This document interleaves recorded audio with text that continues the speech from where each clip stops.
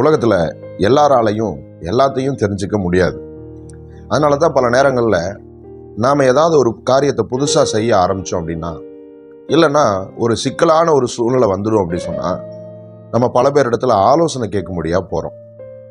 இன்னைக்கு கல்விக்கு ஆலோசகர், கல்யாணத்துக்கு ஆலோசகர், கட்டிட ஆலோசகர், இப்படி பல காரியங்களுக்கும் ஆலோசகர்கள் வந்துட்டாங்க. அவங்க தனியாக ஒரு ஆஃபீஸ் போட்டு அதில் காசு பார்க்கவும் ஆரம்பிச்சிட்டாங்க. வேதத்தில் கூட ஆலோசனை இல்லாத இடத்துல ஜனங்கள் விழுந்து போவார்கள் அப்படின்னு நம்ம வாசிக்கிறோம்.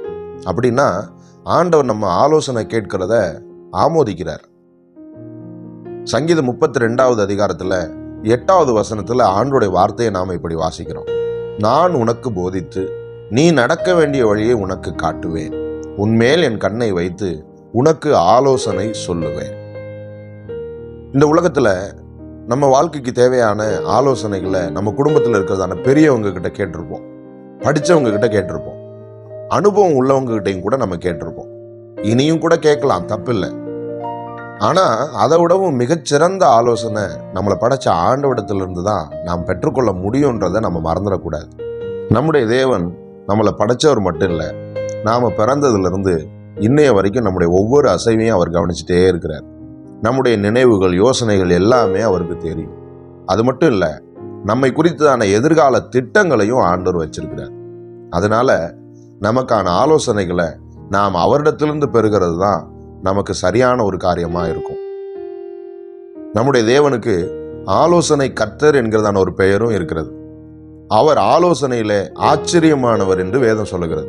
அது மட்டும் இல்லை, கர்த்தருடைய ஆலோசனையே தலைமுறை தலைமுறையாகவும் நித்திய காலமாகவும் நிலைநிற்கும் என்றும் நம்ம வாசிக்கிறோம்.